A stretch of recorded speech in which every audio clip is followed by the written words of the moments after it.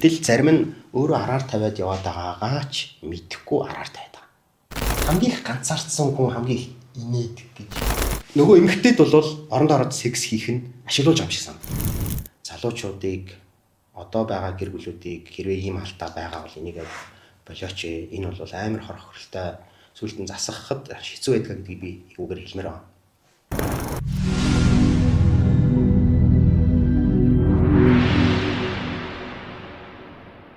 За сайн мэцхан өрхөн мөндөд төвзөгч сонсогчдоо та бүхэндээ Жошогийн подкастын энэ удаагийн дугаар хүрэхэд бэлэн болсон байна.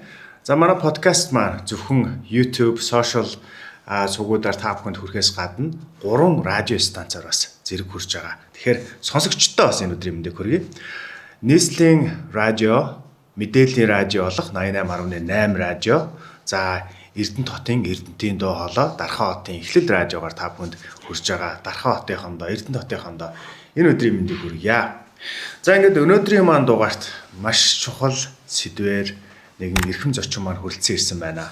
Энэ бол гэр бүл судлаач, сэтгэл зүйч, бэмб тогтох өнөөдөр та бүхэнтэй гэр бүлийн талаарх маш нарийн нандин сэдвүүдийг нийгэмд ил далд байдаг, хөндөгдөөд тэр болгон хөндөгдөөд байдгүй тэр сэдвүүдийг ярилцах гэж байна. За танд энэ өглөөний мэндийг хүргэе. Өглөөний мэнд. Цаг гаргасанд баярлалаа.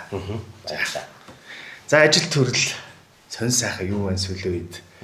За Яг миний ажил бол ерөөсөө тогтмол одоо нэгэн хэвийн гэршинтэй байдаг.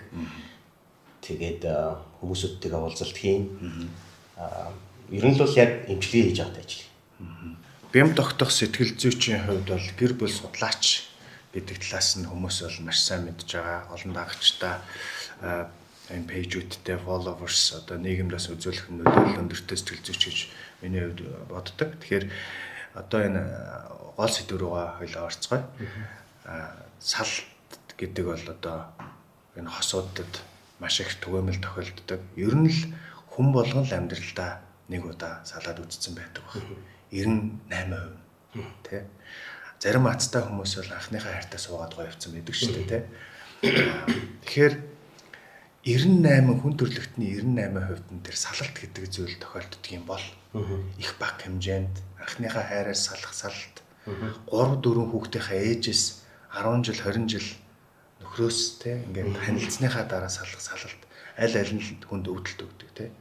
Тэгэхээр хоёулаа энэ салтын талаар ярихын тулд эхлээд хосын харилцааны талаар ярьж эхлэх хэрэгтэй байх.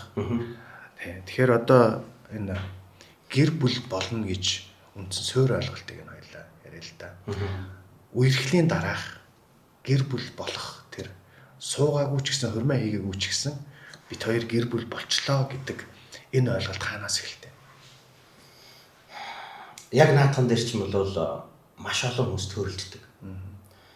Маш олон хүмүүс төрөлддөг. Тэгэхээр ихэнх улс үндэстнүүдэд үндсэндээ бол яадаг вэ гэхээр зэрэг нөгөө шашин эсвэл үндсэн суурь соёлоор нь энэ нь одоо тодорхой болж өгдөг.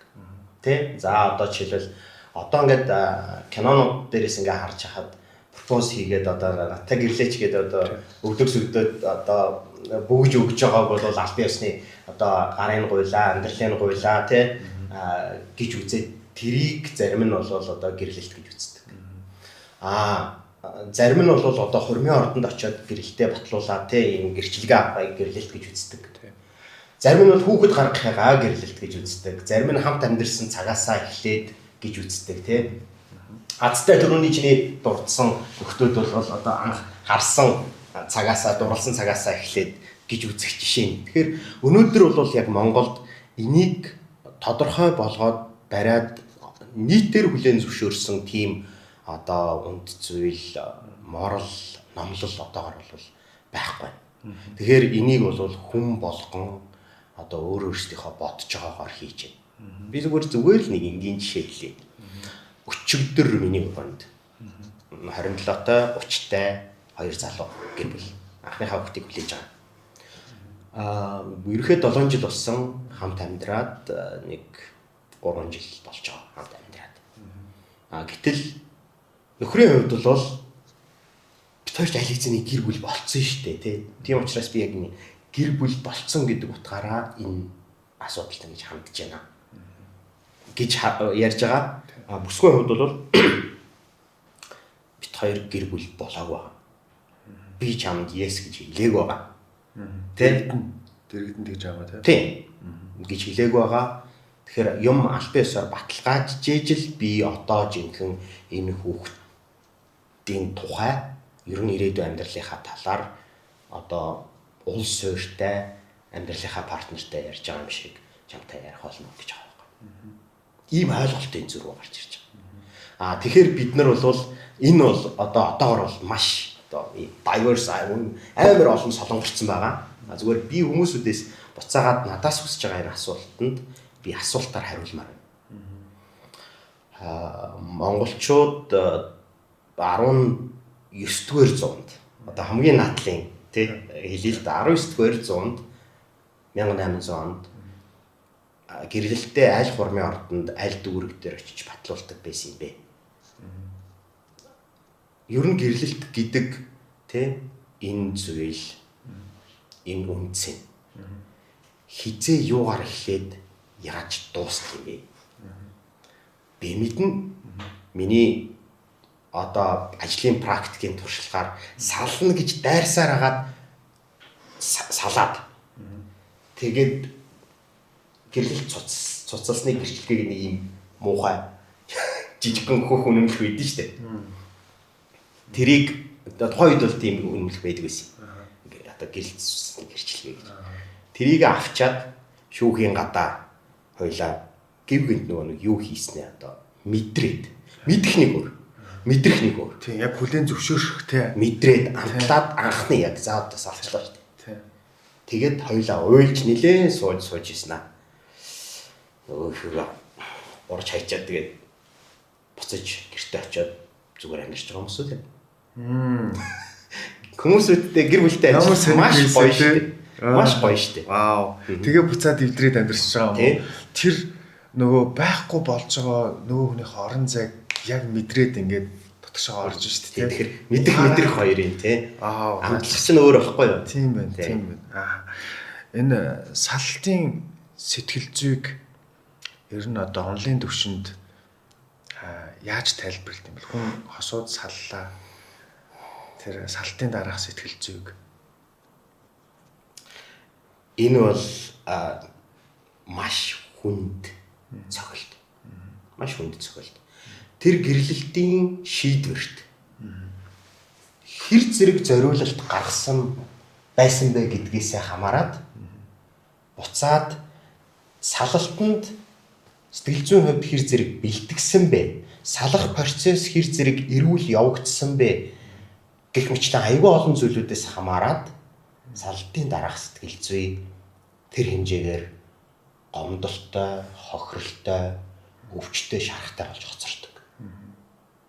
Энэ бол одоо үхлийн дараах гэж хэлж болохоор зарим тохиолдолд үхэлтэй ч тэнцвэц хэмжээний тийм өвдөл шарахыг хүний амьдралд өгдөг. Яг үхээр зэрэг гэрлэлт удаан хамт амьдарсан байхаасаа одоо хамаарат энийг шил гэдэг юм. Attachment. Би яа зарим нэг тэр нэр томьёонуудыг ингээд англи нэр томьёонуудыг давхар хилээд байна вэ гэхээр үзэгч сонсогчдод өөрсдөө бас хайж үзэг. Тэр талаар мэдээлэл олж авах зөвхөн нэг ярьж байгаа хүмүүсүүдийн мэдээлэл бүүтгэг. Шалгаг. Өөрсдөө судалж мэддэг гэж бодоод өгөөд байгаа шүү. За тэгэхээр энэ харамсалтай энэ хохирлыг одоо бусад улс үндэстэн соёл шүүхийн процесст энийг тооцож үзээд тэгээд энийг одоо хор хохирлын хамгийн бага байлгах дүрм журм хууль зохицуулалтуудыг хийсэн байдаг. Манайд огт байхгүй биш. Бага. Гэхдээ бэлэг тэмдгийн чанартай байхгүй юу? Бага. Тийм учраас хор хохирол нь их байна. Өнөөдөр зөвхөн гэр бүлээ батлуулсан байжгаад цуцлуулж байгаа гэр бүлийн тоо багаар одоход 4000 тэгээд ихээр одоход 4700 орчим гэр бүл жил болгон цуцалж байна. Тэр нь хэдэн хувь байдیں۔ Одоо тухайн жил батлаг гэр бүл болсон та харьцуулсан тэр датаг та харж байна. Яг гэр бүл хараа гэр бүлээ батлуулж байгаа тэр тооч, цуцлуулж байгаа тэр тооч нөгөө нэг одоо юу гэдгийг нэг нь батлуулж байгаа нөгөө нь цуцлуулж байгаа хэрэг биш байхгүй. Одоо нөгөө эхний жилийнх биш. Тэр чинь тэр цуцлуулж байгаа батлуулж байгаа хүмүүсүүдийн тоонд 2 3 жил 4 5 жил 20 жилч амьдарчаад гэрлээ батлуулж байгаа хүмүүс байгаа.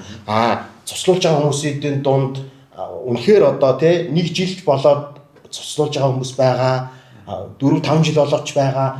Бүр салаад 10 20 жил болцсон. Зүгээр одоо бол формал лигал ажиллаа хийж байгаа хүмүүс ч байгаа.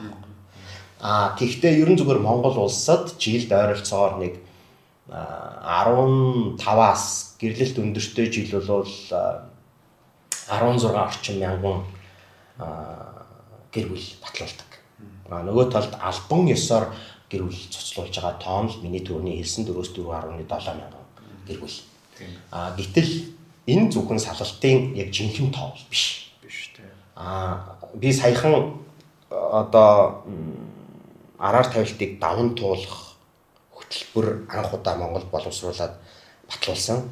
Тэгээ энэ судалгааг хийж яхад өөр нэг зөндөө олон судалгаанууд уншиж байгаа шүү дээ. Тэгээд дэлхийн судалгаанаас ерөнхийдөө юу харагдаж байгаа юм гэхээр зэрэг альбан бусаар хамтарч амьдарч агаад альбан бусаар салж байгаа хүмүүсүүдийн тоо бол энэ албан ёсны тооноос 4-5 дахин их байдаг. Тийм байна шүү дээ. Нэг тийм очоод заавал батлуулаад ах сонирхолтой биш хүмүүс зөндөө л амьдарч байгаа шүү дээ нийгэмд чинь тийм. Би ч одоо нэг ч гэр бүл батлуулж байгаагүй ийм одоо тэр манай эргэн тойрны найз нөхдүүд ингээл харахад бараг 70% л альбаасаар хөрмөө хийгээгүй ч юм уу гэр бүл батлуулаагүй л цаасан дээр байхгүй. Гэхдээ аль хэдийн 3 4 хүүхэдтэй болоод ингээм амьдарч байгаа хүмүүс бол зөндөө л тийм. За хоёулаа энэ таны судалгааны ажил руу орно. Гэтэ хоёулаа эхлээд нөгөө гэр бүл аль хэдийн одоо салцсны дараа салалтыг аварж үлдэх энэ төр харил тэрийг хоёулаа орхичээ. Тэр бүх юм дууссан гэдээ байгаад үзчихээ тийм. Аль хэдийн хосууд маа салчжээ. Энийг хүн хүлээн зөвшөөрдөг, тий, эвлэрдэг. Эхлээд хүнд бодогдоод байдаг шүү дээ. За буцаад нэлчих байлгүй дээ. Урд нь бас салжлаа байсан. Тэргээ нэлчихсэн байхгүй. Сарын дараа ч юм уу, 3 сарын дараа ч юм. Энэ удаад бол тэр хугацаа холтцсон байна. Нөгөө хүн магадгүй өөр амьдрал зохиогоод эхэлсэн байна. Яг өөр дээрээ хүлээгээд авчлаа сэтгэл зүгээр. Тэгэхээр тэр геровер хийх хугацаа гэж байдаг шүү дээ. Энд одоо энэ заацсан хугацаа гэдэг 6 сар ч юм уу максимум жил болж иж хүн идэрдэг юм аа гэж. Тийм тэр талаас яг эрүүл одоо бүх төвшөнд зөв хөдөлгөөнүүд одоо хийгээд яг л одоо нарийн ногоо тарьж байгаа юм шиг бүх одоо хувьсгалын тохироонууд зөв бүрдээд зөв ажилласан нөхцөлд яадаг вэ гэхээр зэрэг гэр бүл судлалд бол юу гэж үздэг вэ? Шинжилгээнд нь юу гэж үздэг вэ гэхээр зэрэг хамтын амьдралын 4-5 жил тутамд 1 жилийн эдгэрлийн хугацаа авдаг байхгүй. Тэгэхээр жишээлбэл 8 жил амьдарсан гэж үзэх юм бол ойролцоогоор нэг 2 жил орчим эдгэрлийн хугацаа шаардах нь. Тэгэл хугацаа нь уртсах тусмаа улмал тэр чинь юу яагаад байна. Гэтэл тэр нөгөө эдгэрлийн процесс хүн өөрөө зөв хийж чадахгүй тий хямраал нөгөө одоо мэргэжлийн тусалцаа аваагүйгээр хямраад байгаа нөхцөлд бол тэгээ буруу давсалгаа тэгээ буруу одоо үзэл бодол хандлагын вирус энэ тэндээс нь орж ирээд ах юм бол энэ хугацаа бүр насан туршдаа ч үргэлжилж болно.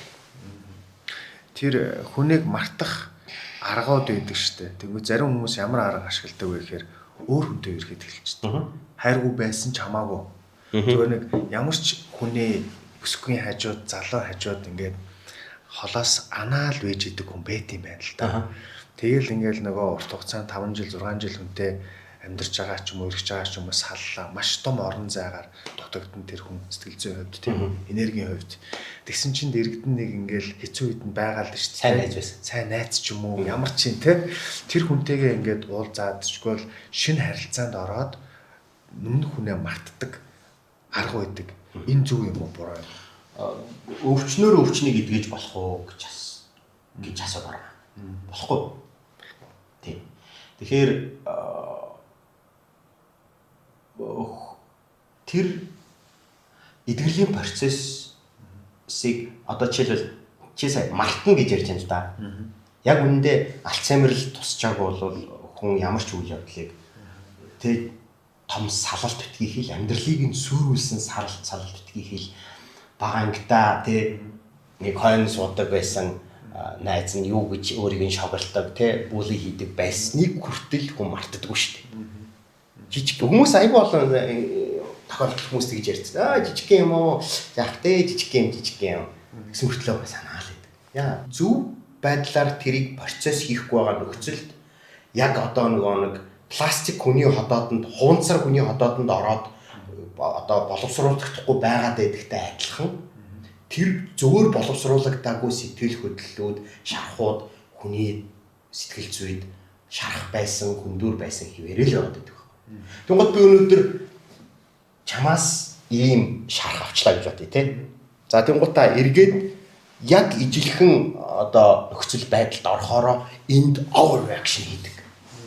Тэ? Яг ижилхэн дадлаг хөвшилтэй, ижилхэн ордны, ижилхэн нэртэй, ижилхэн царай зүстэй, ижилхэн одоо завхных ч үгүй юм эсвэл бар жилтэй ч үгүй юм те. Тийм хүмүүс гарч ирэнгүүт шууд дотроос нөгөө шарах тагсан өвдөлт нь буюу нөгөө амьд нь босч ирдэг. Тэгэхээр өөр нэг өвчнийг өөр нэг өвчнөөр идэх гэж байдаггүйтэй адилхан салалтыг өөр хүнээр нөхөн гэж байдаг байна. Санал нэгэн. Ер нь бол тэр зовлон одоо тэр хүнийг санаж байгаа тэр сэтгэлийн зовлон мэдээж байгаа шүү дээ, тэ. Тэрийг хүн өвдөж даван туулах хэрэгтэй. Тэр харанхуй шөнийг өнгөрөөж ийж, тэ. Гонигтай шөнийг өнгөрөөж ийж өглөө болно үстэй. Эдгэрлийн дараах цаг хугацаа, тэ. Нар гарч ин, тэ. Тэрнийхээ дараа хүнийг жинхнээсээ ингэж амьдралдаа юм ёс суртахуунлаг оруулж ирэх, тэ. Салтын дараа ингээл нэг хүнтэй уулзах гэх нэг буруу юм хийгээд байгаа юм шиг гимшлийн мэдрэмжүүл төрдөн штэ. Би бол энийг өөр дээр мэдэрч ийсэн. Тэгээд би асууж байгаа. Тэгэхээр манай асууд одоо энэ тайтлыг подкастын маань сэдвийг хараад хүмүүс ороод ирсэн байгаа. Зарим нь бол бас тэр тухайн үед салсныхаа дараах сэтгэл зүйн үеийг эргүүлэн санаж байгаа. Зарим нь яг одоо бас энэ үе дээрээ байгаа хүмүүс ч байж магадгүй. Тэгэхээр бидэнтэй хамт байгаарай. Бид нэр энэ салтын дараах сэтгэл зүйн талаар маш чухал сэдвүүдийг гаргалгаануудыг та бүхэнтэй ярилцгаулна. За ингээд хэсэг хугацааны дараа эргээд уулзцгаая. Өнөөдрийн подкаст ивент итгэгч UBX Limousine Service тансаг зэрэглэлийн автомашины үйлчилгээ. UBX Limousine Service тансаг зэрэглэлийн автомашины үйлчилгээ. Улаанбаатар хотод нийт 1.5 сая хүний амьдрал өрнөж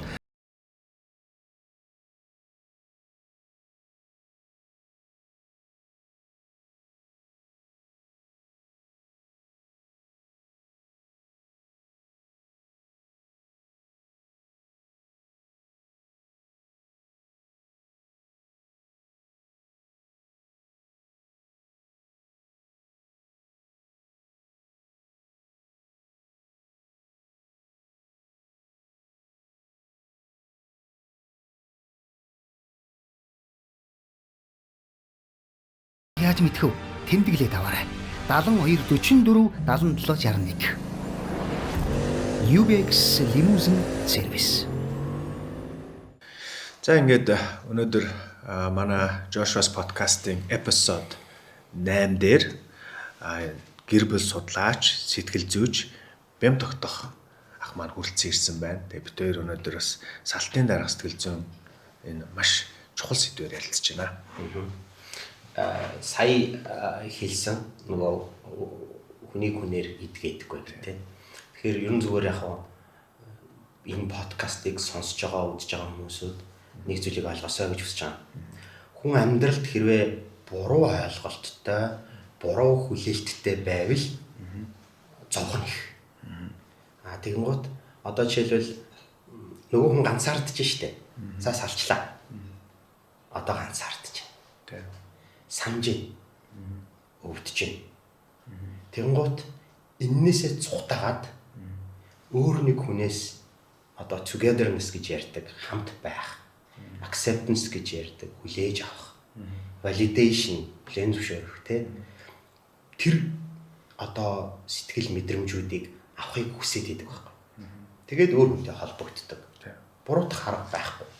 Гэхдээ тэгэх шаардлагагүй эрүүл арга нь юу гэхээр зэрэг хүлээлтэнд байгаа.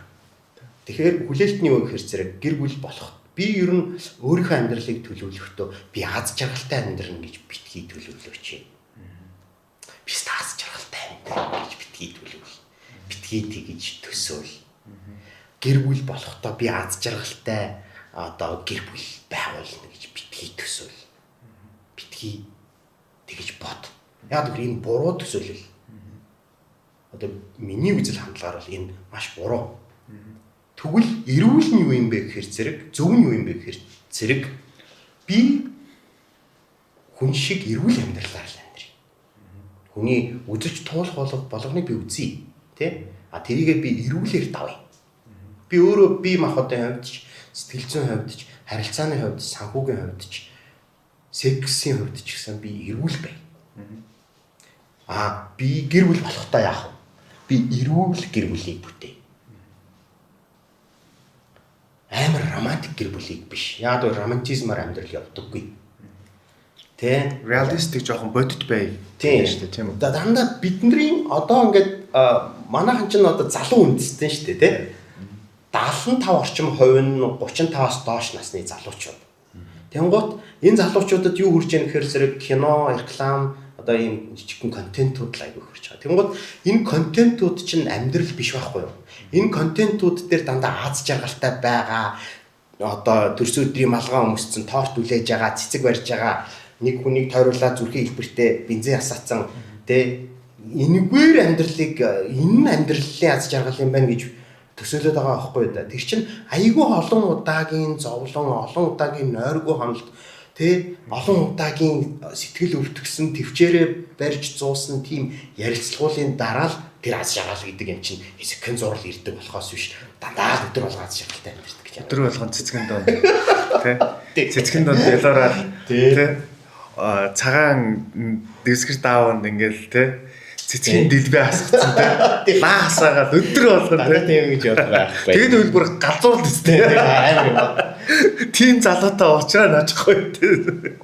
Чи нэггүй гараа зовтаа. За сэдвүүдээ буцаад ороход энэ салтын дараа хамгийн түгээмэлт тохиолддог одоо мэдрэгддэг тэр сэтгэл зүйн онцлогуд юу байд юм бэ? Хамгийн хүн хүнээсээ хамаарат энэ өөр байна. Гэхдээ би хамгийн голуудыг нь хэлье. Сэтгэл готрол, буруутгал, за салтын процесс яаж явснаас хамаарат сонзон, гомдол. Тэгээд одоо амьдралд ялагдсан алдаа гаргасан мэдрэмж. Хүннээр түлхүүлсэн мэдрэмж. Гэт юм уу хүлээж авагдаагүй тийм мэдрэмж. Тэгэл чи хүн ч өөрөө нөгөө нэг одоо төрөлхийн гэх юм уу байглаасаа хамтдаа амьдрах, сүргээр амьдрах ийм програмтай амтмаа л да. Тэгэхээр хамтдаа хүлээж авагдаж те одоо тэгжээж аз жаргал мэдэрж байгаа, тэгжээж амьдралын чанар нь уртсаж байгаа. Нөгөө хүний чи авчиад чи надад тэргүүгээд түлхчихэр чинь. Тэгээ ялангуяа хамгийн ойрхон дотны хүнээрсээ тийм rejection буюу түлхэлт мэдэрхэр чинь энэ сэтгэл гутрал, гуниг ганцаардал мэдэрнэ.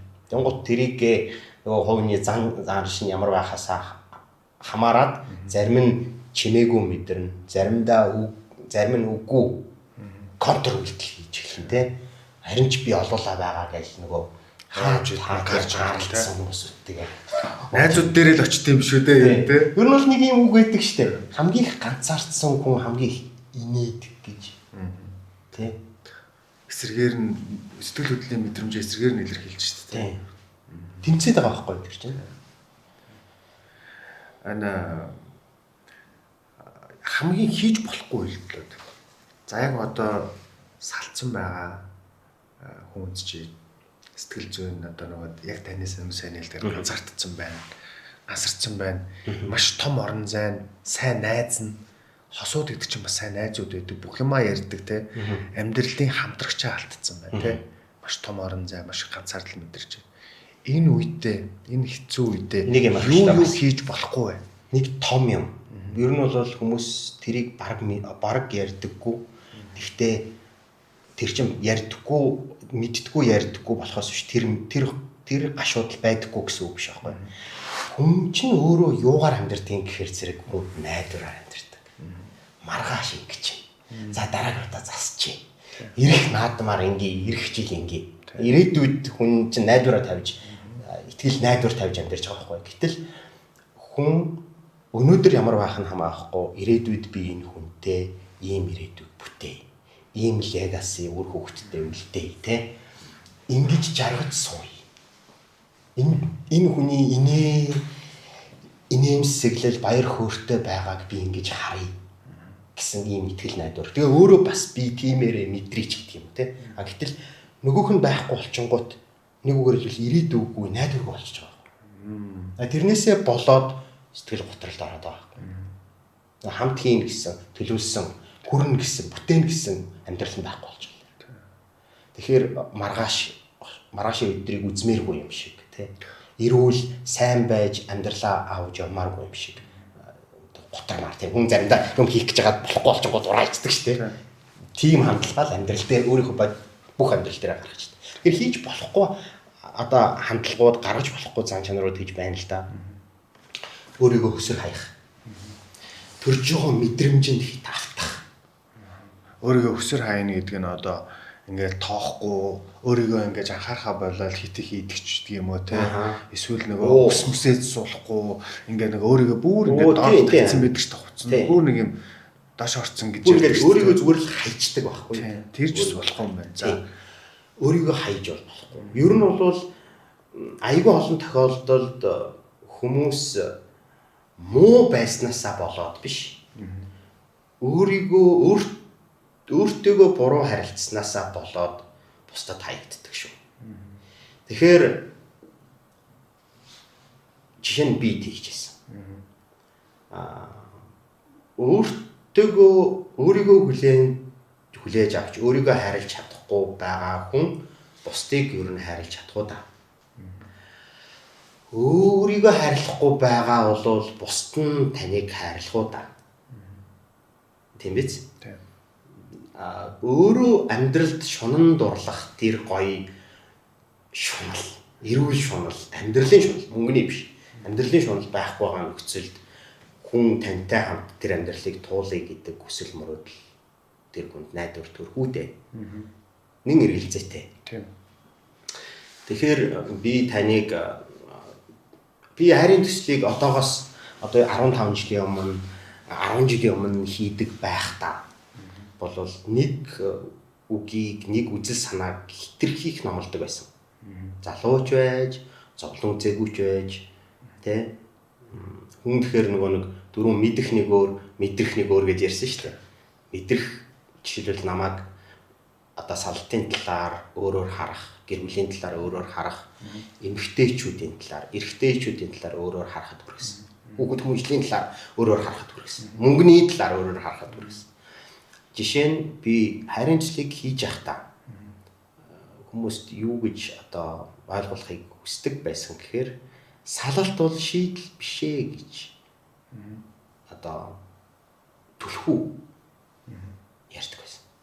Тийм итгэл үнэмшилтэй байсан. Тэгвэл одоо бол би салалт бол шийдэл биш ээ гэж үзсэн хэвээрээ байгаа.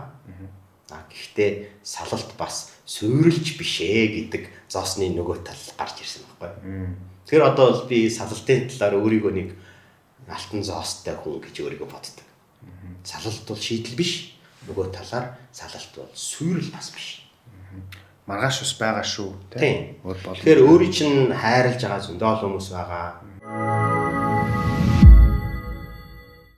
Тань дээр одоо маш олон хосууд ирээд гэр бүлийн зөвлөгөө авч байгаа. За энэ донд мэдээж салтсан, за салтын дараах энэ энэчлийнхаа үе дээр явж байгаа хүмүүс байгаа тийм үү. Тэгэхээр энэ хүмүүсийн одоо ашигтай хоёлаа аргуудыг нэрэл та хүмүүс аль хэдийн тэр сэтгэл зүйн төвшөнд очсон байна. Тэгвэл ямар одоо амьдралын хэв маягтаа өөрчлөлтүүд оруулж сэтгэл зүйдээ одоо тэр эрг зүйлүүдийг оруулж энэ үеийг давал болох аргачлалуудаас хоёлаа ярьж өгөл. хамгийн сайн минь дөрөнд хийх ёстой зүйл бол зүгээр тайвшраад зогсоосоо. Мартахгүй гэж хэлсэн шүү дээ тий. За яг өвчин тусчвал мартах гэж байж магадгүй эсвэл солонгос канон дээр гардаг шиг одоо тархитлагаар гоё юмар цогулж мөхөл. Тийм гоё. Романтик байдлаар тийм. Ер нь бол мартах гэж хичээх хэрэггүй юм байна тий. Тэгэхээр хамгийн сайн хүлээн авалт бол одоо хамгийн сайн даван туулахаар бол хүлээн хүлээж авах. Архины хамааралтай болцсон хүн хизээ архины хамаарлаасаа идэгрэх хамгийн сайн боломжтой байдаг байна. Чамаас би уудаг болцсон гэдгээ хүлээн зөвшөөрснөхийн дараа би архины хамааралтай болцсон юм байна. Тий. Өөрийгөө бусдад жишгүй. Би амьдралаа алдаагүй ууж байгаа штэ гэхгүй тий. Би уудаг болцсон юм байна гэдгийг хүлээн зөвшөөрж ижил одоо тэр хүний идэгрэл эхэлнэ. Яг түүнтэй адилхан окей. За миний гэрлэлт дуусгар болцсон юм байна. Одоо тэгвэл би хор охирлыг яавал хамгийн бага ойлгох вэ? За би тэгээд энэ дээр өөрөөсөө хэлэх гэж хэлнэ. Хайлал талдаа хүүхдээ бодоод, өөрсдийгөө бодоод санхүүгийн доктортой байдлаа нин дөрөнд маш сайн одоо бодооч. Энэ одоо салалтын процесс үргэлжилж байгаа шүүх процесс эвлэрүүлэн зуучлах дээр явж байгаа тэр үедээч тэр бүр тэр үеэ одоо чанартай чанаргүй даваад салт руугаа орцсон байх тусмаа бүр илүү анхаараач. Тэ? Хүн нуунаа андаж ингээд биеийн өвдөхөд эмнэлгийн тусламж үйлчилгээ авах хэмжээний хоол аваад идчих хүүхдтэй одоо дулаан эрүүл байлгах ийм хэмжээний юм болсны дараа эрүүлэр сэтгэж эхэлдэг юм байна л да. Тэгэхгүй нөгөө сэтгэл хөдлөлтөө хит автаад аюул олон юм тоглодог. Аюул олон юм эрүүл мэндээрээ санхүүгээр ажиллаараа. Тэ сэтгэлгээ санаагаар унцсан гэж ажилласаа гараал. Тэгэл тогтмол орлого бүх юм нутахгүй ч жагаа. Тогтмол орлогогүй болчоор чинь хүүхдтэй одоо авч их хоолны мөнгөгүй болчихно. Тэтгэвэр тэтгэмжийн мөнгөгүй болчихно. Тэгээд тэтгэвэр тэтгэмжээ өгөхгүй болохоор чинь хэн хүүхдтэйгээ уулзуулахыг бас хүсгэн тий. Нөгөө талд ч гэсэндээ бас бүрэн гүйцэд ойлголтгүй сонзонгоор цэнэглэгдсэн хүмүүс байгаа шүү дээ. Тэгэхээр энэ юмнуудаа аягүй сайн бодоосоо стейбл байх, тогтвортой байх талын юмнуудаа хийж маш чухал зөвлөгөө. Хэдий салсан ч ихсэн тэр сэтгэл зүйн одоо тэр гонхорл тэрэндээ автаад байлгүйгээр сэтгэл зүйн түвшинд стейбл байгаад, доктортой байгаад ялангуяа financial тал дээр доктортой байх хэрэгтэй байна. За номерлоо тойлоо. Тэгвэл дараа нь хоёр дахь нь юу байх вэ? Энэ салтын дараах энэ үеийг яаж давах вэ? За салтын дараах одоо бүрэн гүйцэд итгэрлээ гэж бодъё л та. За хоёулаа ингэж бодъё. 4 жил хамт амьдраад салсан нэг хасаа гэж үзье. Яг тэгэхээр би нэг хамгийн богино хугацаагаар 1 жилийн хугацаагаар л үзэж байна. За тэгэнгუთ нин төрөнд бол яаралтай тусламж юу хэрэгтэй. Хүн халдаад онцлаа. Тэ одоо тэр хүнд юу хэрэгтэй? Хордлого болчлоо. Тэр хүнд юу хэрэгтэй? Тэ гоо сайхан байх хэрэггүй шүү дээ. Яаралтай тусламж юу юм? За тэгэхээр эхний нэг 3 сар ч юм уу 3-аас 5 сарыг яаралтай тусламжийн үе гэдэг ойлголт өөр дээрээ төрүүлээч. За энэ бол би өөртөө туслах яаралтай сэхэнд би байгаа шүү дээ. Би өөртөө туслах. Тэгэхээр сэхэнд байгаа хүн хамаагүй мэдэх үү? Хамаагүй шоудах уу? Тэ хамаагүй юм хийх үү? Тэгэхээр мэдээ сэтгэл хөдлөлөө илэрхийлнэ, уйлна, уурлна, одоо юу гэдэг дэсрэх юм гарна. Гэхдээ тэрийгээ бас хязгаартай байхгүй бол хүний сэтгэл зүй бол яадгүй гэхээр зэрэг нэг энэ төвшөнд очиж уурлсан бол дараагийн удаа уурлахдаа энэс илүү гарч уурлах гэхээс биш ухамсартайгаар тэрийг удирдахгүй бол энэ дандаа нөхцөл байдал дордож идэг. Тэ? Арх уцсан тэгдэг зүтэй тэ? Нэгийг уусбал дараа нь ухта хоёрыг нэмэн чартна хамаагүй ингэдэг. Тэгэхээр хамгийн эхлээд та яг одоо салчаад байгаа бол өөртөө туслах тэр сөрөг мэдрэмжүүдтэйгээ эвлэрнэ. Бич эсвэл бод. Би нэг жоохон ганцаардаад байгаа юм байна. За тэгвэл би энэ ганцаардлыг яаж тайлах вэ? Өөр ихтэй хүнтэй уулзах уу? Тэ ээжтэй очиж уулзах уу? Би эсвэл нөгөө дэмий цаг өнгөрөөгөө тех тусмаа улам өөрийгөө үзий ядалт илүү их болоод стресс давтаад байна уу? Тэгвэл би бүтээмж жоохон нэмжүүл яадаг юм. За одоо тэгвэл би надад яг хийцгүүрээд байгаа эмороод байгаа энэ юм уу? Би өдөртөө өглөө болж ажиллах юм гүйтэй ажлынхаа дараа би уугаад байна. За тэгвэл би ажлын дараа яг 30 минут ном л уншиж. За яг нойр хүрэхгүй. За тэгвэл би одоо нойрооч, эрүүл мэндээч, стрессээч зөв одоо даван туулахын тулд нэг 8-9 цагийн хооронд 1 цаг би гүйч. Хөлс гаргахаар аяндаа стрессийн даавар буурдаг. Тэгэхээр илүү эрүүлэр юмнуудыг шийдэж эхэлнэ тийм үү. За эхний үе бол одоо сэхэний үе, яаралтай тусламжийн үе яа. Хоёр дахь үе бол stabilize буюу одоо доктортой болж эхэлж байна. Одоо нөгөө эхний үе дээрээ гарч исэн буруу дадал хэвшил үйлдэлүүдээ хасаад илүү эрүүл зөв хандлага бодол хүмүүсүүдтэй. Зарим хүмүүс айгүй сайн найз боловч яг айгүй сайн зөвлөх биш гэж болно шүү. Тийм. Тэгэх юм бол би энэ хүнтэй зүгээр энэ тухай ярихгүй яа. Миний яг ижилхэн зовлонтой учраас надад ингээд хасах цэник нэмж өгöd байна. Би тэгжсэнаас очоод мэрэгжлийн хөвтөөр уулзчихаач гэдэг тийм. Тэгэхээр хоёр дахь үе бол одоо тогтворж явах үе. Илүү ухамсартайгаар маш жижиг үйлдэлүүдийг өөртөө нэмнэ. Өөрийнхөө амьдралд наалвчлаад. Гурав дахь үе бол нийгмийн амьдралд өөрийнхөө шинэ амьдралыг бүтээх үе. Хүмүүс эхний үеэ давчаад давцсан хэрнээ шинэ амьдрал эхлэхээсээ цааргалаад байдаг. Тийм жоохон нөгөө юу яцсан бэ? Трама маягийн юм авсан юм зөндөө байдаг шүү дээ. Одоо ингэ салхтаа бүр факт бүх юм ингээд бүр утгагүй болоо. За зарим нь бүр хууртаад ч юм уу янз янзаар салж байгаа шүү дээ салхтууд чинь тий. Тэгэхээр тэндээсээ нэг жоохон хүн трама авчт юм шиг байна тий. Юм би дахиад хүүхд өнчрүүлмээргүй байна ч гэж бодож болж шүү дээ. Эсвэл би дахиж ингэж энэ мэдрэмжийг мэдрмээргүй байна. Зүгээр л ингээд аль хэдийн би нэг даваа гарчлаа тол мэдэрмээргүй. Тий, надад гоё миний ажил бизнес ч юм уу те. Миний бүх юм ингээд байж гин. Би зүгээр л ингээд сайхан амьдарч байна. Ингэж байгаа л те нэг хотоо ч юм уу нэг мууртаа болоод ялангуяа нэг Европ бүхний тийм биз дээ. Байсаар байгаад ингээд имээ болоод яваад өгдөг те. Царгалсаар байгаад. Тэгэхээр нөгөө нэг харилцаанд яаж бүтэж орох юм? Харилцаанд орох тухай яриаг шүү. Би таныг шинээр амьдралаа эхлэх гэдэг чинь одоо шинэ харилцаанд ор гэсэн үг бол биш. Тэр юу ихэр зэрэг шинэ амьдрал хэлээ. Та өмнөх амьдралдаа байсан цагийн хуваараар амьдарч болохгүй ч ойлголтоор амьдарч болохгүй ч одоо энэ дээр бол хүн зүгээр ингээд бодоод үзтээ. Би залуучуудаас асуумаар яг үзэгчдээс нэг л амьдралаар амьдраа тий. Тэгээд өгчүүл энэ жоохон фоник юм шүү. Нэг л амьдралаар амьдраад гэдэг нь нэгэн хэвийн амьдралаар хэвийн. Тасан туршдаа л ингээл цаас ирдэг ингээл штамп дараад явуулаад штамп дараад явуулаад. Энэ өөдөртэй юм шүү. Хэрвээ та энийг хийгээд болцсон бол одоо энийг уралж болохгүй юу? Одоо энийг хийж болохгүй юу? Тэ гүйж болохгүй. Өөрөө нэг чинээр бүтээх гэж оролдолтой тий. Эрэгтэй ч эмэгтэй ч. Тэгэхээр хүмүүс ингэж бодоод байдаг. Донтолт бол арх донтолт, хар тамхи донтолт, мөрөйтэй тоглоом донтолт. Гэтэл донтолтыг ерөнхийд нэг юм 5 аймагт хувааж байгаа.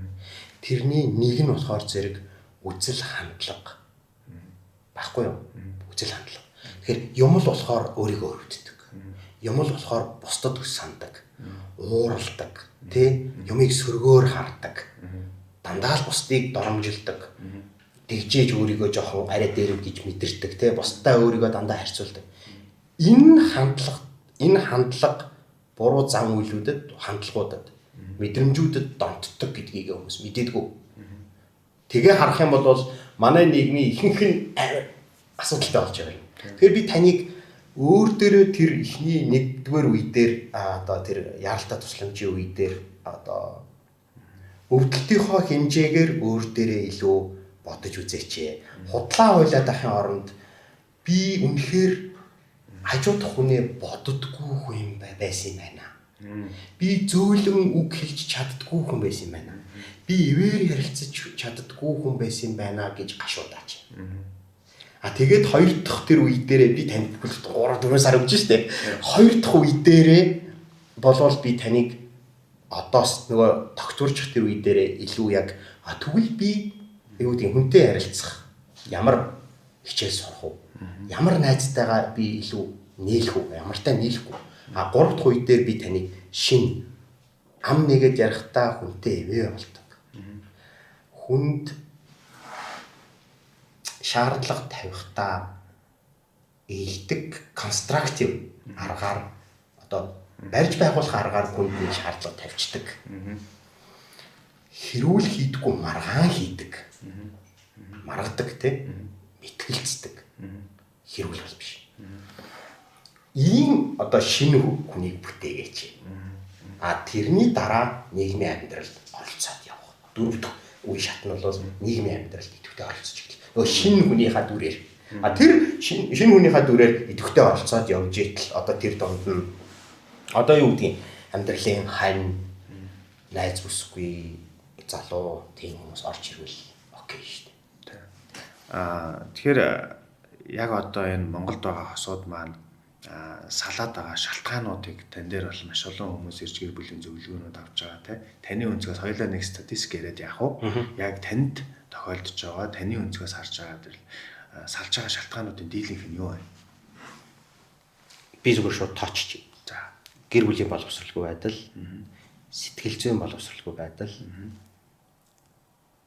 санхүүгийн боловсралгүй байдал, эрх зүйн хуулийн боловсралгүй байдлаас болж хүмүүс маш их салж байна. Хууралт энд хэр орж байна?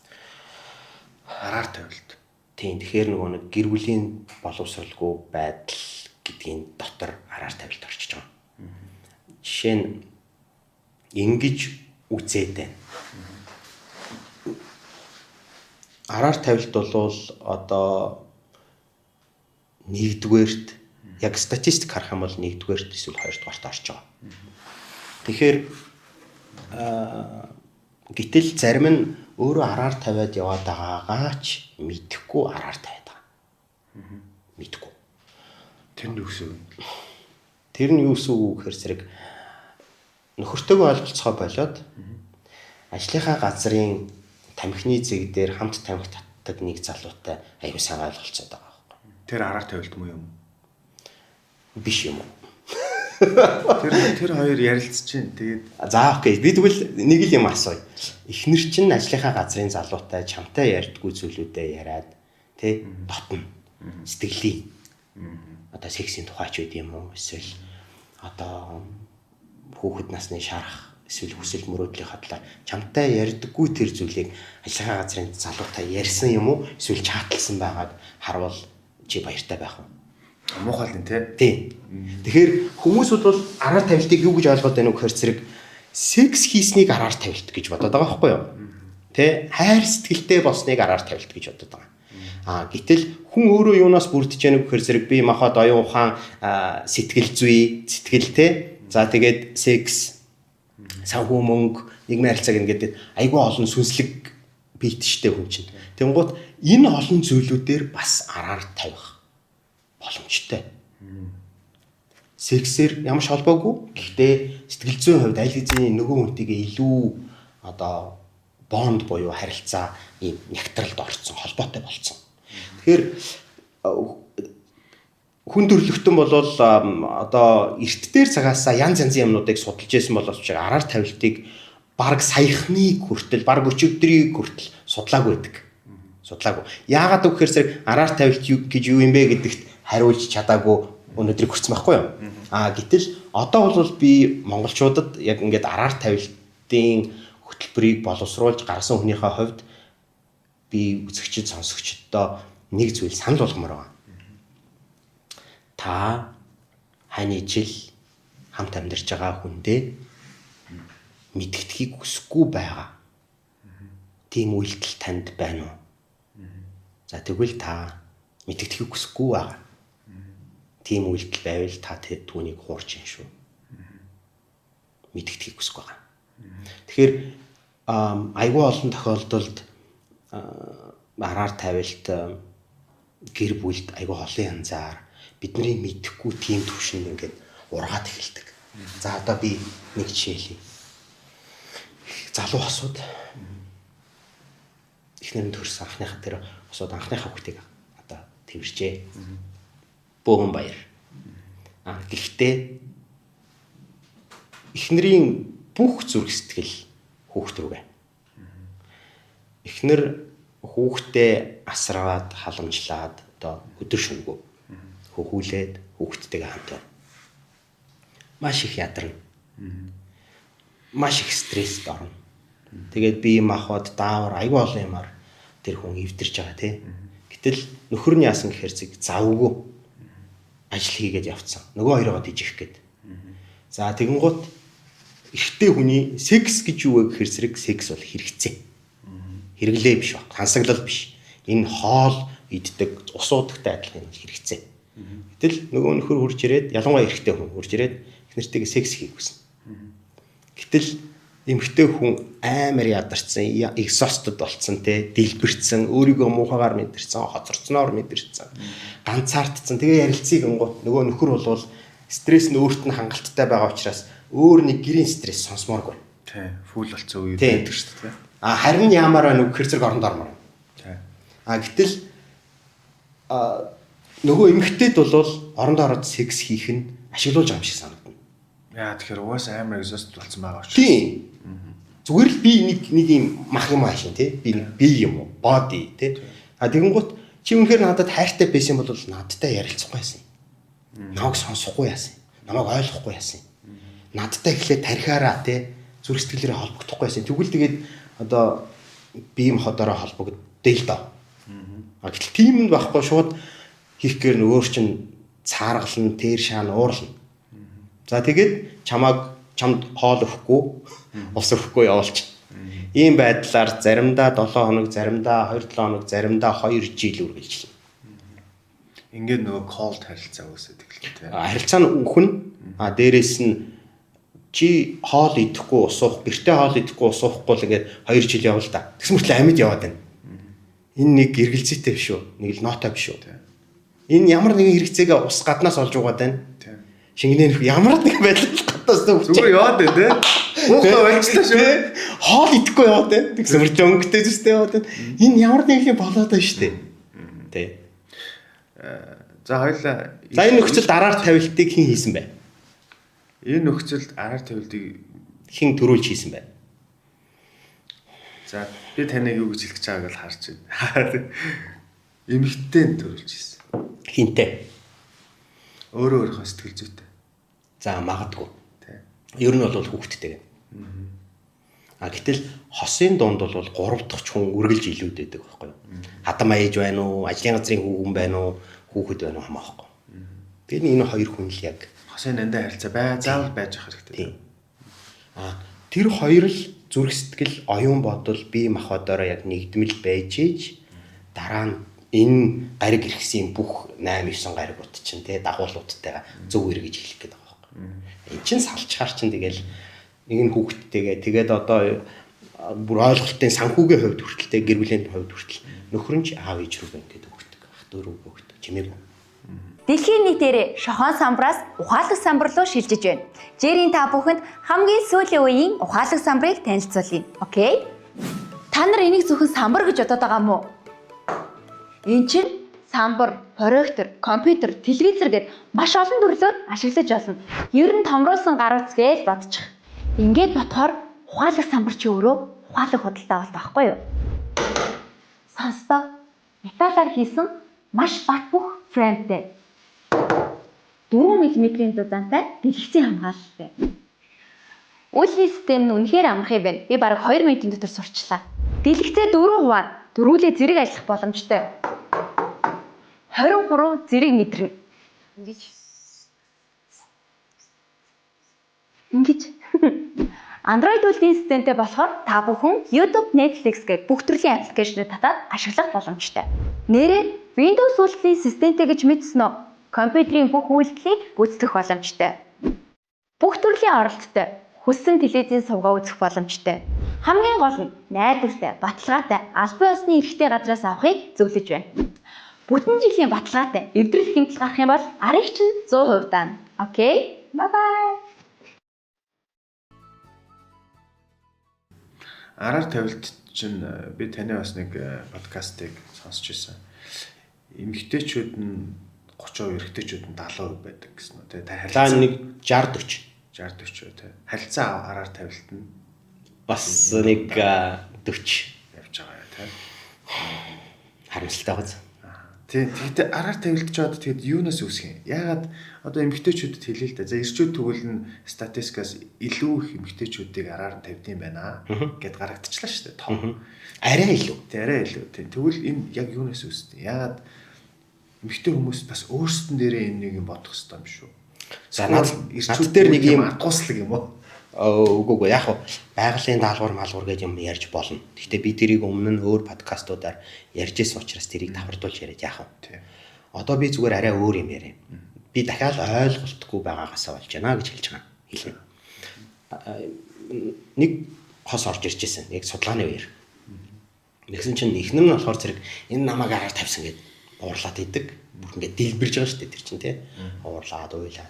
Гэтэл нөхөр нь өсөж үгүй. Би араар тавиагүй. Би зүгээр ашигаа газрын хүнийг одоо яаччихсан. Одоо үдэлтийн баяр байдаг шүү дээ тий. Үдэлтийн баяр л болсон юм болохоос би бол араар тавиагүй. Тэгээ яг ингээ караокед үдэж гаргаж өгч явахдаа хайртай шүү тий. Амжилт төсөн хүмүүсийн хайртай шүү гэж хэлсэн. Тий. Тэгээд ингээд арай ойрхон харилцаатай байсан уу байсан гэхдээ унтж битээгүй. Тэгэнгუთ би түрүүн чамаас асуусан асуултыг нөгөө салгуутай ганцаарчилж уулзж явахдаа асуусан байхгүй.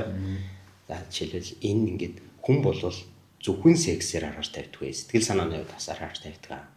Ойлголт хүслийн одоо мэдлэгийн хувьд бас араар тавьдаг бол байдаг. Тэгэхээр чи ингээд хардаа гэсэн чинь нөхөр өөрөө за би араар тавьсан юм байна.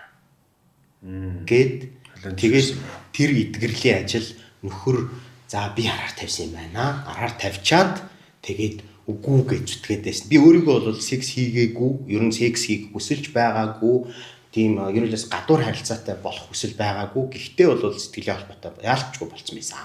Ярилцдаг болцсон байсан. Тэгээд трийгээ бол би өөрийгөө айгуу тийм том юм хийгээд тэ сэтгэл зүйн хувьд нөгөө хүн чинь өөрөө ингээд тэр том даваад штэ. Трийгээ би өөртөө хитрхи томоор хараад би араар тавиагүй гэж зүтгээдээс нь чамааг илүү өвтгсөн байна гэд уучлалтгүйгээд тэгээд тэр хоёр эдгэрэх процесс гэж хэлж байгаа. Тэгэхээр түрүүний нөгөө нэг залуу гэр бүл хоёлаа нэг хүүхэдтэй болсон залуу гэрлээ ярьсан шүү дээ. Тэгэхээр би бол тэр нөхцөлд эхнэр хүүхэдтэйгээ араар тавьсан. Нөхөр тэр хоёр хоёулаа далдуур тэ нууцаар аав ээжтэй ах дүүтэй эсвэл найз нартайгаа мөнгө төгрөг энэ тэнд өгснөөрөө яг чамайг хитэн төгрөг цаашгаа өгснгийг би мэдэхгүй. Тэгтэл чивд хоёрын дунд нэг л итгэлцэл байхгүй болчиход байгаа байхгүй. Энийг араар тавилт гэхгүй хууралт гэх юм шүү. Харин тийм хууралт байгаа зү. Яг араар тавилт байна уу, хууралт байна уу, ижилхэн үр дагавар нь бол үл итгэлцэх байдал. Trust issue буюу үл итгэлцэх байдал. Тэгээ би чамд итгэхгүй л байгаа даа. Яг надад үннээ хэлж байна. Надтай холбогдож байна. Яг миний өмнө байгаагаараа байна гэдэгт би итгэхгүй. Тэгэхээр нөгөө нэг араар тавилтын хамгийн том үзүүлдэг гэмтэл бол итгэл алдах. Тэгэл итгэлгүй болохоор ч бүх юм норч шүү дээ. Тийм. Тэгэхээр би чамд итгэхгүй байгаа нөхцөлд өөртөө итгэхгүй болж эхэлнэ. Тэгэл тэр итгэлийг олж авахын тулд янз янзаар оролдсон заримдаа тий. Эсвэл би энэ ингэж байгаа бол би ч гэсэндээ гээд өөр юм хийж эхэлнэ. Би танаас нэг асуулт асуу. Та араар тавьж ирсэн үү? Тавьж ирсэн. Physical. Тийм. Physical, sexual. Тийм. Энэ талаараа та ярьж болох уу? Болно. Надад энэ хүндүр байсан үе байна. Тэгтээ одоо бол би эдгэрсэн. Амаргүй. Тэгээд энийг ер нь хуульчлах хэрэгтэй юм байна гэдэг дээр одоо би ер нь гэр бүлийн тухай хууль, илрүүлэн зуучлалын тухай хууль, Хүүхдийн тухай одоо хуулийн нийтрийн юмнууд дээр маш олон өөрчлөлтүүдийг бид нэр хийх ёстой гэж бодож байгаа. За би өөрийнхөө жишээ хэлье. Надад би их нэртэй маш их хайртай байсан. Хүүхдүүдийнхээ ээжд маш их хайртай байсан. 15 жил амьдэрсэн. Харамсалтай нь яг зүгээр би одоо хүүхдүүдийнхээ ээжийг би одоо ч гэсэндээ хүндэлдэг сайн хүн. Гэхдээ би Монгол гэр бүлийн төлөө ажиллаж байгаа хүн учраас өөрийнхөө алдааг бодит амьдрал дээр гарсан алдаануудыг хэлснээрээ миний хувьд би амар их үн төлж байгаа. Одоо яг энийг ярьж байгаагаар. Гэхдээ нөгөө талд би залуучуудыг одоо байгаа гэр бүлүүдийг хэрвээ ийм алдаа байгаа бол энийг болооч энэ бол амар хорхортой зүйлд нь засахад хэцүү байдаг гэдгийг би үгээр хэлмээр байна. Яа би ихлээр дараар тавьсан. За асуудал заримдаа ингээд ойлголцохгүй юм гарна тий. Гэтэл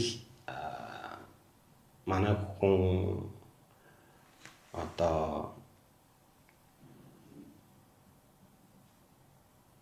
олон улсын байгууллагад ажилладаг. Тэгээд гадны өөр хүнтэй сексийн биш гэдэгт бол би 100% итгэлтэй байгаа. Гэхдээ сэтгэлийн холбоотой болцсон байсан. Тэгээд нөгөө хүн нь одоо бэлгэсэлт нэг биш удаа ингээд миний давж чадхааргүй бэлгэсэлтүүдийг ингээд одоо үнд идлэл гаджет те одоо iPod тухай дөнгөж гарч ирсэн iPod чи одоо 10 гаруй жилийн өмнө болж ирсэн үйл явдал учраас би энийг одоо ярьж байгаа л да. Одоо бол iPod юу юм? Тэр үед бол анх гарч ирсэн учраас вау баггүй. Тэгээд одоо жишээлбэл айгу маш үнэтэй тийм дотор. Миний өвч чадахгүй юмыг өөр залуу манай ихнэрт өгөөд тань гэдэг бол амар өвдөлт юм байна. Дотор хувцснууд тий. Тэгээд нэг биш. Тэгээд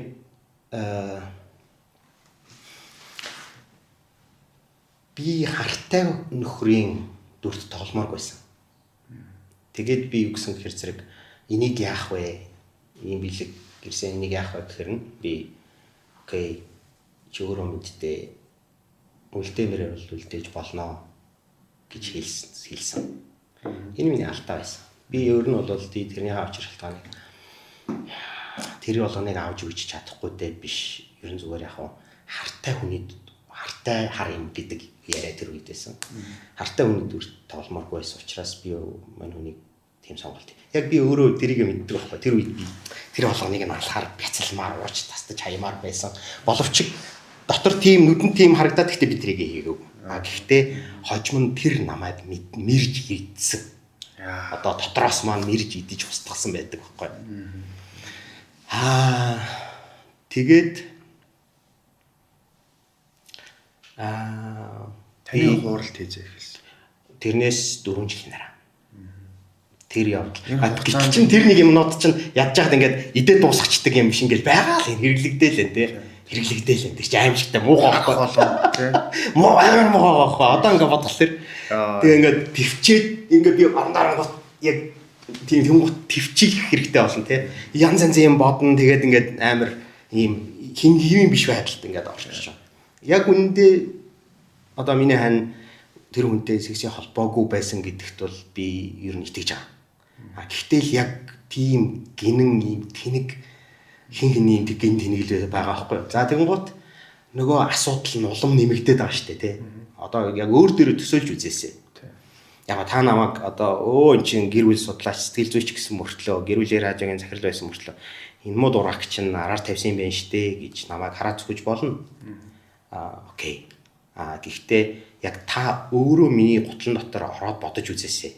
Нэг удаа ч гэсэн эмпатик байж үзээ, нэг төсөөлж үзээсэй гэж үзээд байгаа. Тэгэнгუთ нэг ийм нөхцөл байдалд ороод тэгээд уурал нөгөө гэр бүлийн маргаан болвол тэрнээс болоод ийм докторгүй маргаанууд гарч эхэлнэ шүү дээ. За тэр маргаануудаас болоод илүү хохирол нэмэгдээд тэгээ нөгөө сексийн харилцааны хувьд шууд хаачих байгаа байхгүй. Янгууд миний хувьд бол одоо гэр бүлээ тижэн тэтгэх, одоо өөр бусад тэ халамж үзүүлэх, болзоон дуурах тэр бүх юмнуудаа үргэлжлүүлж хийсэн хэвээрээ байгаа. Гэтэл миний нүдээр харахад чи надад яг хоол хийгээд чирэн дээр тавьчихж байгаа боловч чи миний нөгөө үндсэн хэрэгцээг хангахгүй болчихдог байхгүй. Надтай унтахгүй. Хоёрын хооронд секс харьцаа байгаа болцсон юм уу те? Байхгүй. Хэр хугацаа? За эхний удаад бол нэг жил 2 сар огт секс байхгүй. Яг нөгөө хүүхдүүд төрсний дараа жил 2 сар. Тэгээ би тэгэхэд тэрийг юу гэж тайлбарлах вэ? Гэхдээ хүүхдүүдэд дарагдсан. Ер нь бол тийм их би бол одоо айгүй их ярьдаг хүн мань хүн бол манай хүн тийм их ярьдаг бол биш. Гэхдээ ядарч जैन, толгой үдж जैन, цааргалаа. Тийм цааргалаа. Гэхдээ би бол харин нөгөө талд би нэг юм бүр элбэг хэлж чадна. Би айгүй сайн айгүй сайн нөхөр байсан. Ярилцах гэж оролддог, бугуулт хийдэг, уучлалт гуйдаг, болцоо ондордог одоо ямар үйлдэлүүд байж болохын тэр болгоныг хийдэг. Тэ? Одоо нэхгээд л оролдож, айгүй түмэн янзаар оролдож үзсэн. Гэхдээ болоогүй. Тэгээд ихний удаараар тавьсан. Тэгээд тэр мэдэгдээд амар юм бол. Баригдсан. Яг хоо би ер нь бол тэрийг мэдгэдгийг хүссэн. Аль хэзээний зөвлөгөөгөд хэлсэн байсан. Тэрэн дээр миний бас айгүй том алдаа байгаа. Тэгээд би яасан гэхээр зэрэг айгүй олон тохиолдолд ингээд над дээр иж байгаа хосууд нэг нь ингээд хичээгээл. Тэгэн гол нөгөөх нь тэрийг үл тоогоол те. Тэгжсэн нөгөө хичээгээд байсан ядарч цутраад бүр яг болоод бойцаа бодоо болий гэд шийдвэр гаргангууд нөгөөхөд хичээгээд байдаг те. Стори болохгүй мэн гэжсэн байхгүй эргэтэй юмхтэй. Тэгэн гол нөхөр юу гэж бодоо гэхээр зэрэг энэ амар миний тэнэгийнх байхгүй. Яасан гэхээр зэрэг би хитрхи ингээд тойрч бөгөөд байна тий. Тэгвэл би ингээд нэг угаасаа хөрхөнтэй одоо ямар нэг юм болж байгаа юм чинь болчихъя. Тэгээ тэрийг мэдэнгүүтээ одоо хүүхд мөртүүдээ бодоо би чи энэ хүнд бас арай гэж ухаандж болохгүй мэн шүү. гэж бодохгүй юу да. Тэгсэн чинь юу гэж тэгж бодох вэ гэдэг юм чинь. Тэ? Бүр амар. Бүр хатурч байгаа. Тэнгуут би бол яг тэрнээс бол амар айсан. Надад бол тэр ихний хичээл бол надад бол амар том сургууль болсон. Энэний дараа сексийн харилцаагүй 4 жил болсон. Надад ч ямарс. Наа чи эрүүл харилцаа тийм биш болчихсон. Тийм. Тэгэхээр би тийм учраас өнөөдөр чамааг салтын шалтгаан чи юу гэхэд Монгол улсад салтын шалтгаан юу вэ гэхээр би одоо тэр юм гэж хэлхийн оронд те боловсралгүй байл байхгүй юу? Чи мэдэхгүй байгаа байхгүй юу? Би ингэж болохгүй. Тэгээ би энэ 4 жил шүү дээ те.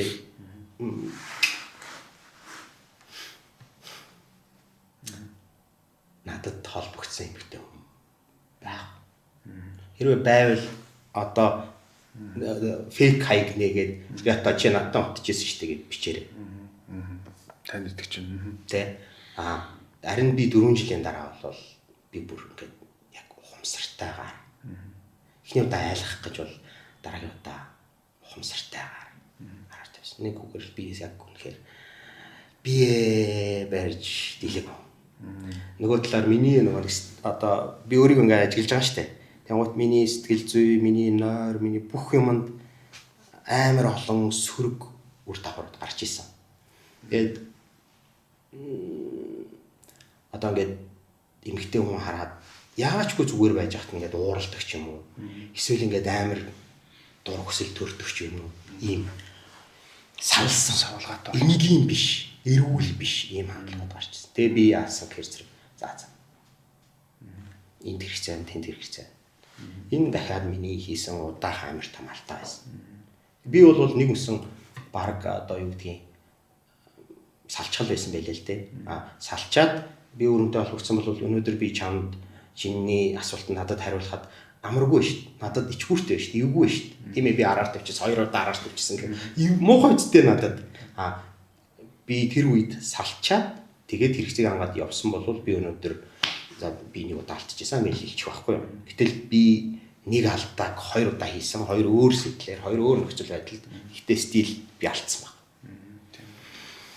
Би энэ дээр нэг залруулга хийхэд сэтгэл зүйч байлаа гэд өөрөө амьдралд алдаж үзээгүй байх ёстой биш ээ. Усанд живж байгаа хүн, усанд живж исэн хүн усны аюулыг уснаас гарч ирээд эрэг дээр зогсож байгаа хүмүүст л ярьж өгнө. Дэлхийн хамгийн алдартай ном зохиолууд дандаа тухайн одоо тэр асуудалд автсан хүмүүс домтолтыг даван туулсан донтогч тэр домтолтын аюулын талаар ярина үстэй гэдэг шиг тийм үү. Тухайн зүйлд гүн орж тэр хямралыг тэр бүхнийг сэтгэл зүрхээрээ сэтгэл зүгээрээ мэдрэмжүүдээрээ мэдэрсэн хүн л зөвлөө. Зөвхөн ялангуяа энэ сэтгэл зүйн асуудлууд чинь энэ цаасан дээр бичсэн хараар бичсэн байгаа онол математик энэ онолууд бол биш бас давхар яалтчгүй мэдрэмжийн асуудлуудыг бол бид нар зарим тохиолдолд тайлбарлахад ч хэцүү байдаг шүү дээ. Хүний энэ language буюу хэл яриа гарч тайлбарлахад хэцүү зүйлүүдийг бид нар ингээд харцаараа ингээд дотн хүмүүсөд ойлголцдог шиг. Бас тэр хэмжээнд ойлгож одоо өгж байгаад баярлалаа. Тэгээд энэ бүх зүйлийг ийм гоё нээлттэй open ингэж ярьж байгаад бол би бол маш их баярлж байна. Хүн ингээд open яриад эхлэхээр сонсож байгаа хүнд ч тэр одоо манай үз сонсогчдод ч тэр давхар шууд нэг сэтгэлийнхэн төвчийг нээчдэг. Өөдөөс нь хүн open яг ямар ч хаалтгүй үннээ яриад эхлэхээр нөгөө хүнчтэй ингээд сэтгэлийнхаа төвчийг тайлаад үннээ ярьдаг те. Тэр би ч тэ бас яг энэ дээр ингээд өөрийнхөө зүйлийг тантай бас хуваалцмаар санагдаж байна л да. Би бас гэр бүлээсээ ингээд салсан. Ингээд бас тэр сэтгэл салтын дараах сэтгэл зүйн хямралд бол амар гүнзгий орж ирсэн. Маш их ууж иддэг, шоуддаг, бас одоо маш олон хүмүүстэй уулзч болцдог, дээдэлдэг тийм үе байсан. Тэр давах үеийг бол би тийм ер нь бол нэг хэсэг бол галзуурсан байсан. Яг хэвэн биш байсан. Яг одооны оюун санаагаар харахад надад хамгийн хэцүү нь юу байсан гэж тэр эмэгтэй хүнээс салах нь бол гайгүй байсан. Би хүүхдээсээ салах мэдрэмж надад би урд нь эмэгтэй хүнээс салж исэн. Энэ хүнээс өөр хэцүү байсан уу? Байсан. Гэтэл хүн мартдаг. Ийм эдгэрлийн үе байдаг, даван туулдаг, өглөө болдог, нар гардаг. Тэр хүүхдээс салах, төрсөн үрээсээ салах мэдрэмж бол хамгийн тайлбарлаж боломгүй нэг юм өмрөл юм байлээ. Тэр бол намайг амар сүйтгэсэн. Миний тэр амьдралын 2 жил бол ер нь тайлбарлахын аргагүй. Одоо уулздгүй хүүхдтэй. Уулздгүй яг одоо би тантай подкаста дуусгаад охиныгоо авч яваад бид хоёр өсчөнд орно. Бид хоёр ясныхын стайлыг өөрчлөх гэдэг. Одоо 10 настай учраас нөгөө жоохон эмэгтэй төрхлөө жоохон авээч гээд тий битэрийн өнөөдөр болцооны өдөр тий харилцаа бол маш сайн байгаа. Тий ямар ч асуудал байхгүй. Зүгээр би өөрийнхөө дотоод сэтгэлийг л ярьж байна л да. Тэр бол үе бол маш хэцүү байсан. Тэгээд таныг бас гоё нээлттэй ярих харч энийг бас ярьж байгаа. Тэгэд энэ үеийг бол би 2 жил болж ирж авсан. Тэгээд дахиж амьдралдаа хүн оруулж ирэх хугацаа маань бүр амар удаан байсан. Яагаад тэгэхээр эн чинь олон дунд янз янзын хүмүүс байгаа. Миний хувьд хүнийг мартах, гэроор хийх нь хугацаа амар удаан юм шиг босч ирэхтэй. Тийм бүр ингээд 5 жил, 6 жил, 7 жил өнгөрчөөд байхад хүртэл бүрэн арилахгүй. Ингээд байгаад байсан юм. Тэгэхээр зарим хүмүүс бол салаад маргааш нь өөр хүнтэй өргөцсөн л явж идэг шүү дээ, тийм. 3 сарын дараа өөр хүнтэй өргөцсөн, тэр хүнтэйгээ суудсан сайхан амьдарч байгаа хүмүүс байж л байна шүү дээ, тийм. Зарим хүмүүс бол маш удаан хугацаанд тэр дараа нөгөө өмнөх хүмүүсээ гэр авах хийдэг юм шиг байна. Би бол тэдний нэгэн гэж өөрийгөө бол батсан.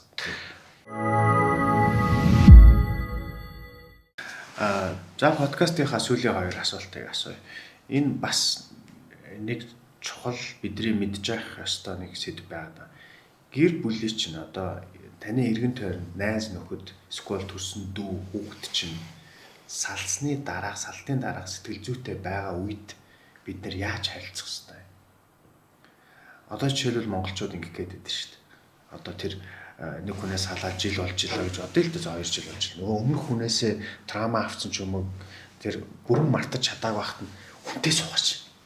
би чамайг нэг хүнтэй танилцуулаад өгье. Энд чинь баг доромжл шиг байхгүй юу? Хаашаа би одоо гарч яваад хүнтэй танилцж чадахгүй мүү? Тэ? Чи яагаад ганц би байгаад байгаа? Тэ? Намайг одоо баг комо гэх гээд байгаа мó тий сэтгэл зүйн асуудалтай их гэж тоглодог хүмүүс байгаа шүү дээ. Тэгэл ингээл нэг цагаан сараар ч юм уу очихоор тий ингээл ганцаараа яваад хүнтэй суугаач гээл тий эн чинь ер нь ингэж хүний амьдрал руу хитрхийх ордог сэтгэл зүйн боловсролгүй бүдүүлэг байдал. Энэ гэхдээ бүрт Монгол төгөөмөл ашигладаг зүйл мөн биз дээ. Тэр хүн яатсан ч үж магадгүй шүү дээ. Өмнөх хүнээч мартаагүй үж магадгүй шүү дээ. Эсвэл нэг хүнтэй болцоо тэр хүнээ чеклж байгаа цаг хугацаанд байж магадгүй шүү дээ. Та нарт бүгдийг ярих албатаагүй. Тэгэхээр гэр бүлийнхэн энэ салтын дараах сэтгэл зүйтэй байгаа одоо охин нь нөхрөөсөө хүүхдээсээ салаад байгаа энэ эмзэг үе дээр яаж хандах хэвтэй. Найз нөхдүүд нь яаж хандах хэвтэй энэ хүнтэй. Зөвлөгөө өгөх гэж зааж зааварлах гэж шийдвэр гаргаж өгөх гэж бити оролт. Асуудал нь бити шийд. Ер нь хүүхэд өөрөө хөлд орох хэрэгтэй. Хүн өөрөө асуудлаа давж гарах хэрэгтэй. Тэгэхээр нэгдүгээрт зөв зүгээр байгаа хүний амьдрал руу, хүний хашаа руу битгий давж ор. Гэр бүл байхад нь. Аятайхан сайхан гэр бүл байхад нь гэл оролцоол тий. Амар дураараа оролцож байгаа салч мөнгө олохгүй байна тий. Ээж аваад оролцсон шүү дээ тий. Амьдралаа авч чадахгүй байна. Наа чи одоо яг чамайг бацах гэж шүү тий. Тэр чинь чамайг бацаад байгаа. Толгой дээр чинь гараа суудсан юм биш үү? Тэгж ингээл тий. Тэгэхээр амар энэ нөгөө нэг boundary буюу хил хязгаар гэдэг ойлголтгүйгийн гай болчиход байгаа байхгүй юу?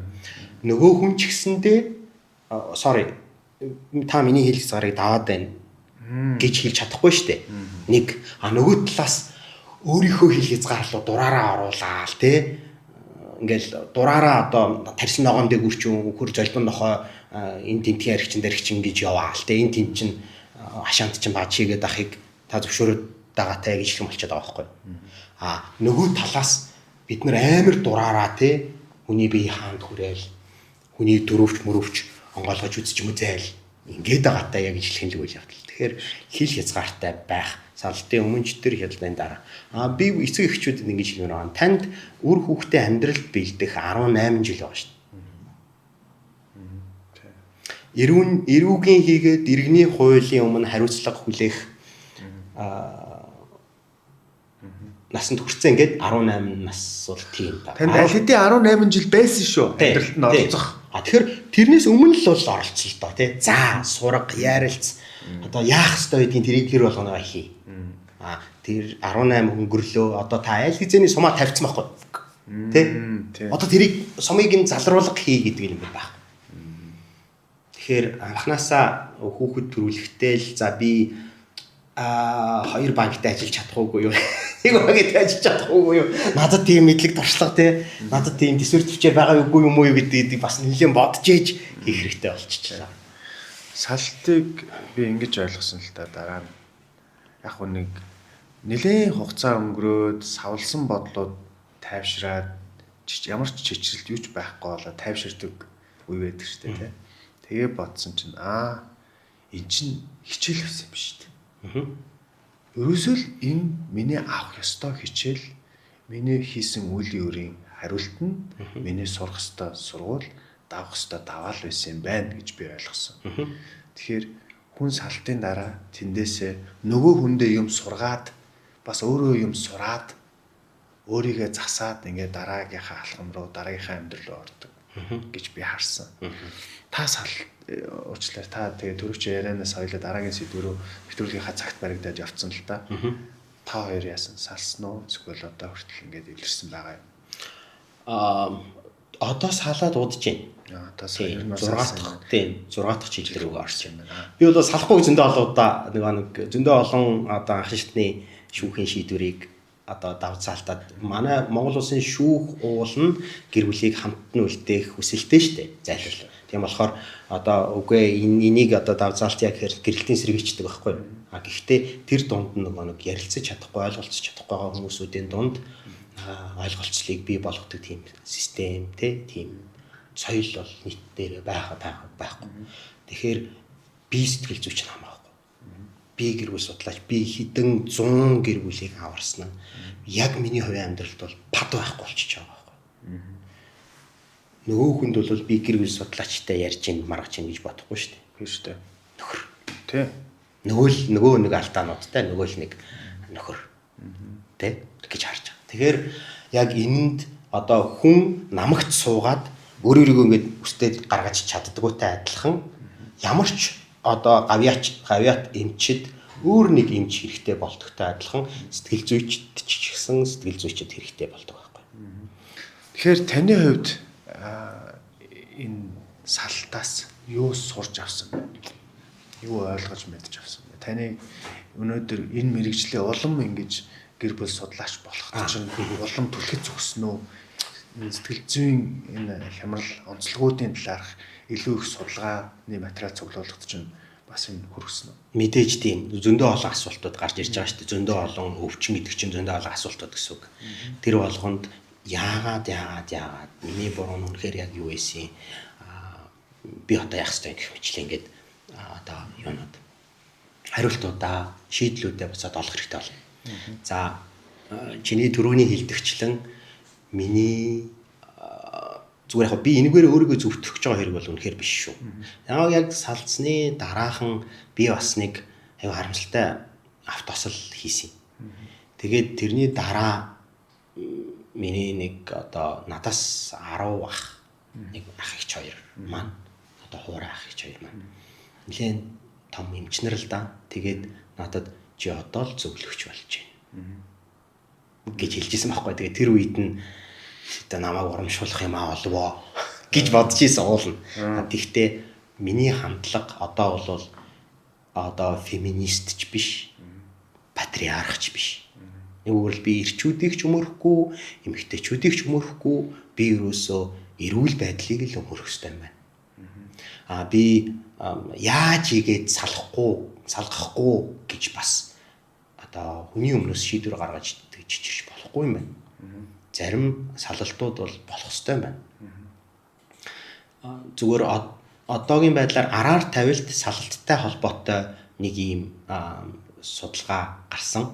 Энийг Esther Perel гэдэг айгу мундаг сэтгэл зүйч ярьдаг. Хайгаад үзээрэй. Гэхдээ сонирхолтой байж магадгүй энэ баримтыг хэлчихье.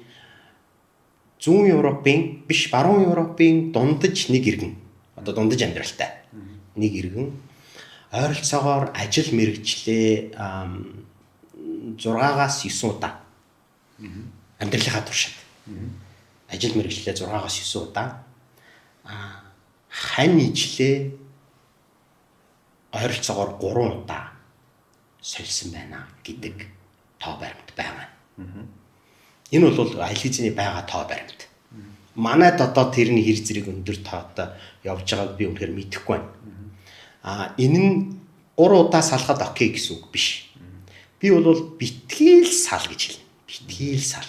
Шийдэл байдгаа. Та одоо хуруу гараа ингээд зүсчихлээр энэ муу хэрэггүй болчлоо гэж тайраа ичдэггүй ч дээ эмчилгээ хийдэг шүү дээ. Шүдээ жоохон хорхоо яахлаар сугуулуулчдаггүй эмчилгээ хийлгэдэг шүү дээ. Яг түүнтэй адилхан одоо би зүгээр бас ингэж хэлмээр байна. Таны ээж амьд байдаг бах тийм. Танай ээж бол үнэхээр сайн хүн бах. Сайхан ч хүн бах. Гэхдээ ээж чинь алдаа байдаг. Байдаг. Ээжтэйгээ муудалцдаг. Үгүй. Огт сайн байна. Би болоод над шиг нөхдүүд бол бас аюу олон нь ээжтэйгээ ч муу автаа муудалцдаг. Төрсөн ах トゥ нартайгаа муудалцдаг. Тэ? Тэглээгээд бид нар зайлаа гээд дахиж тэр хүнтэй зологгоо болоод тэр хүнтэй харилцаа болчихдгүй шүү дээ. Тэгэхээр тэр бол миний гэр бүлийн гишүүн байхгүй. Гэтэл учраа ололцоогүй байгаа нөгөө ханижил маань миний бас л гэр бүлийн гишүүн байхгүй. Тэгэхээр нэг гэр бүлийн гишүүндээ болохоор зэрэг насан туршийн уучлалын эрх өгөөд өөр нэг гэр бүлийн гишүүндээ болохоор тэ таны хамт зовлон дуулсан, хамт жаргал идэлсэн,